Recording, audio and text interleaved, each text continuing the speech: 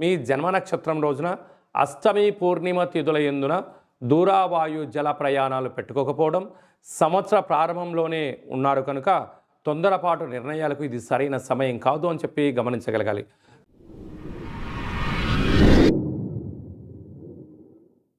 మా ఛానల్కి స్వాగతం. చూస్తున్న వీక్షకులకు, ప్రేక్షకులకు, ప్రియ కాళ భైరవ భగవద్బంధులకి స్వాగతం పలుకుతూ మమ్మల్ని ఎంతగానో ఆదరిస్తూ ఉండబడినటువంటి ప్రియ సోదరీ మణులు అందరికీ కూడా సనాతన ధర్మ వీక్షకులకు, సంరక్షకులకు శ్రీరామనవమి పండగ శుభాకాంక్షలు.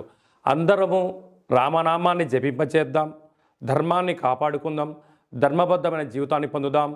అయోధ్యలో రామ విగ్రహ ప్రతిష్ఠ అయిన తర్వాత మొట్టమొదటిసారిగా జరుగుతూ ఉండబడినటువంటి శ్రీరామనవమి కనుక రాబోయే కాలంలో మనం అందరము కూడా అయోధ్య వెళ్దాం, రాముని దర్శిద్దాం, రామతత్వాన్ని మనము తెలుసుకుందాం.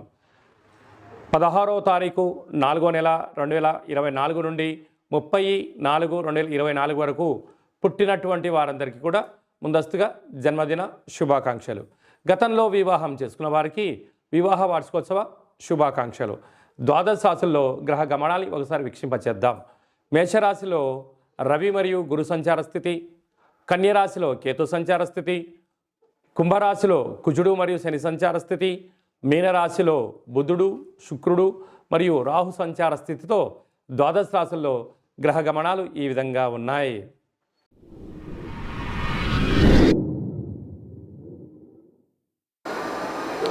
మేషరాశి వారు చైత్ర పూర్ణిమ రోజు ఎలాంటి విధి విధానాలు పాటించాలో ఈ వీడియోలో సవివరంగా సంపూర్ణంగా తెలుసుకుందాం.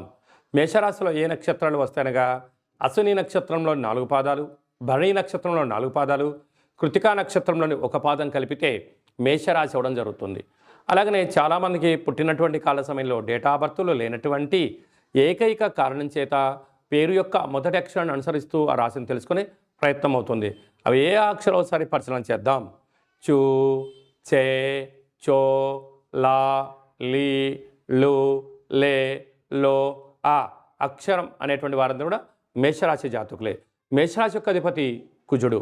వీరికి రాశిలోనే రవి గురు సంచార స్థితి జరగడం, 6వ స్థానంలో కేతు సంచార స్థితి, లాభస్థానంలో కుజుడు మరియు శని సంచార స్థితి, వ్యయంలో బుధుడు శుక్రుడు రాహు సంచార స్థితి ఉండడం వలన వృత్తులలో, ఉద్యోగాల్లో, వ్యాపారాల్లో కొద్దిపాటి వేగవంతం లేకుండా మౌనంగా, ధ్యానంగా, ప్రశాంతంగా ఉండేటువంటి వాతావరణాన్ని ఏర్పాటు చేసుకోగలగాలి.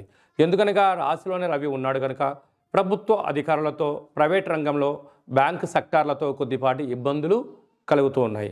కనుక మీ జన్మ నక్షత్రం రోజున అష్టమి పూర్ణిమ తిథుల యందున దూరావాయు జల ప్రయాణాలు పెట్టుకోకపోవడం, సంవత్సర ప్రారంభంలోనే ఉన్నారు కనుక తొందరపాటు నిర్ణయాలకు ఇది సరైన సమయం కాదు అని చెప్పి గమనించగలగాలి. కనుక చైత్రమాస పూర్ణిమ అవ్వడం వలన వీలైనంత వరకు శివాలయంలో దీపం వెలిగించే ప్రయత్నం చేయండి. వీలైతే దూర ప్రయాణాలకు, వాయు ప్రయాణాలకు, జల ప్రయాణాలకు దూరంగా ఉండండి. కొద్దిపాటి ప్రమాదాలు పొంచి ఉన్నాయి, తస్మాత్ జాగ్రత్త. ఇలాంటి కాల సమయంలో తెల్ల జిల్లేడు వృక్షం దగ్గర మీరు ఎర్రటి ఒత్తులతో 7 ఒత్తులతో దీపం పెట్టగలిగినట్లయితే మీ కష్టాలన్నీ తొలగిపోతాయని చెప్పి గమనించాలి.